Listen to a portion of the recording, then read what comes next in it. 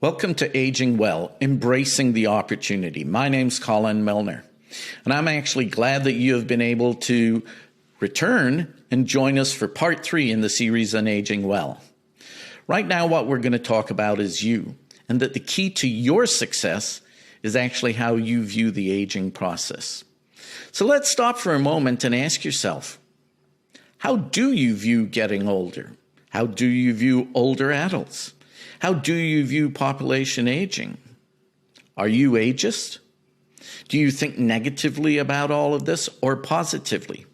Well, as we go through this, I'll demonstrate to you why how you think will be the key to your success, both personally and professionally. So one of my favorite quotes is actually from Dr. Joseph Coughlin at MIT Age Labs. Joe says, the greatest barrier to creating a better, longer life is how we currently conceive old age. As I asked, how do you conceive old age? Unfortunately, many people still conceive aging and old age as a barrier to achieving what they want in life. They also perceive it as a burden, as a negative thing that is happening instead of a good thing, instead of an opportunity, instead of living longer better. So what we know is that ageism is at the heart of this. And the impact that ageism has is significant. It was found recently that 1 year of ageism, the cost of 1 year of ageism in the United States was $63 billion. Yes, that's with a B, billion dollars. And that ageism resulted in 17.04 million cases of just 8 health conditions. Significant impact, which requires a significant shift in the way we view all of the aging process and aging in general, really. COVID-19, unfortunately, has not helped that. We have seen ageism rear its ugly head, so much so that it is viewed as a public mental health concern, according to a recent report in The Lancet. So what we need to do is we need to address it. It's really that simple.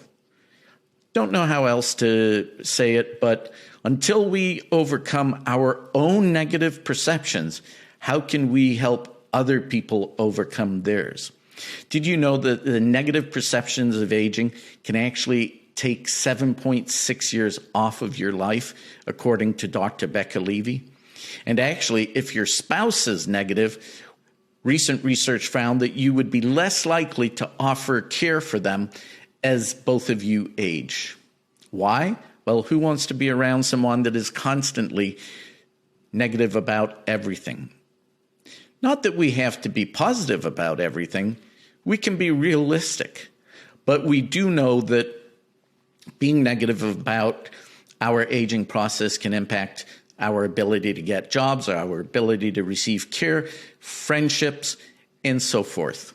So as we look at what we need to do to move forward and take advantage of the Aging Well opportunity, as we have discussed over the past 2 presentations, we need to pivot. We need to change the way that we think about aging and population aging. So how do we do that? What do we do? Well, the first thing that we actually need to do, as Joe Coughlin mentions, is we need to change our language. As Joe says, the very first thing that innovation demands isn't a new technology or a new product or even a new experience, but a new language. Now, how many of you have experienced this lady in the picture? Not at your age. I know that my mother did. My sisters used to say that to her all the time.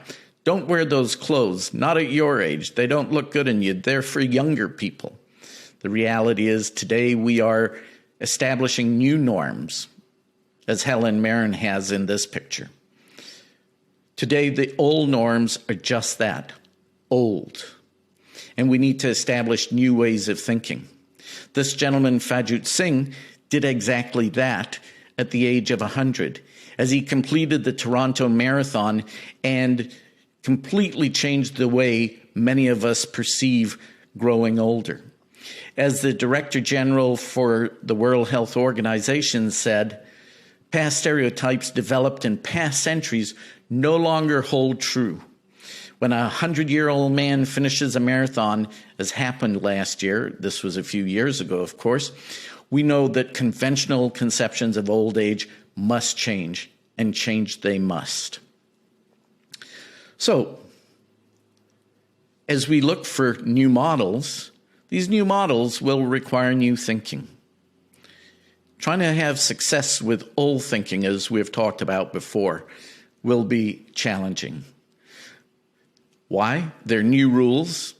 There are new industries that are being created. There are new programs that are being developed. There are new products that are requiring different thinking. Think about the shoes that many diabetic people wear. They're small, little white shoes that are not sexy at all. Many people with diabetic feet have wider feet, and now imagine if you were to make those a little bit more sexy, a little bit more appealing to the consumer. Many more people would probably buy those. The education that is going to be required. We talked about reskilling. What kind of education is going to be required by you to help make that happen, or by you to actually fulfill all of that? And the new places that we are going to create, to live, to experience, and to patronize or go to as consumers. All of these new models will require from the outset a different way of thinking, and our success will be completely dependent on that. As this quote says, a new model is challenged from the outset when it is implemented with dated thinking. So imagine trying to focus on aging well, and your perception is all about that older adults all are wheelchair bound, are all frail, or are all a burden to society. Do you think you would have success? Probably not. Very limited, I would believe. However, changing our perception, not distorting that perception, is at the heart of all of this. This is a think tank or results of a think tank that we did recently, and these are areas to consider as you look towards this new language, and that is being more flexible, collaboration, personalization, engagement, empowering individuals, being integrated, resilience. These are all terms that are positive, as you can see. Adaptable. And why wouldn't you want to do that? Whether you're talking about a younger population or an older population, creating products and services, places, programs, and all of these other elements that can actually meet these different points is just good for everyone. We're looking for an inclusive society, and it all starts once again with you and how you view aging. So, a question for you. You stopped, you thought about what it was like to view aging in a negative perception, and what it was like to view aging in a positive perception. Completely different results. Now, the question is, are you ready to move from the negative to the positive? Are you ready to counteract ageism, to create realistic products and services to help people to age well, to live better longer? That is the opportunity that sits in front of you.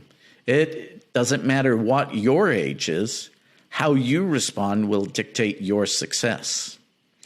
As Socrates said, the secret of change is to focus all your energy, not on fighting the old, but on building the new. And what we're talking about today, a world that focuses on aging well, that benefits from an older population that still has a lot more to give, that benefits from coming together generation in hand, is a good thing for everyone.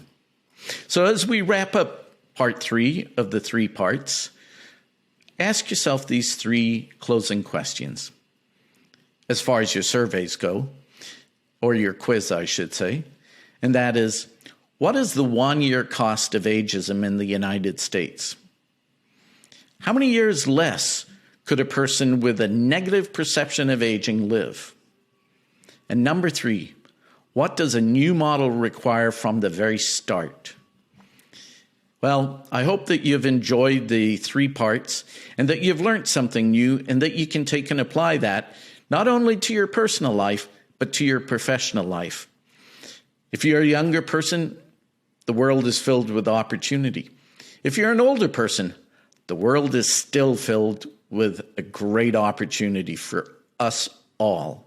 So I want to thank you all for participating in this session, and I bid you adieu. Goodbye.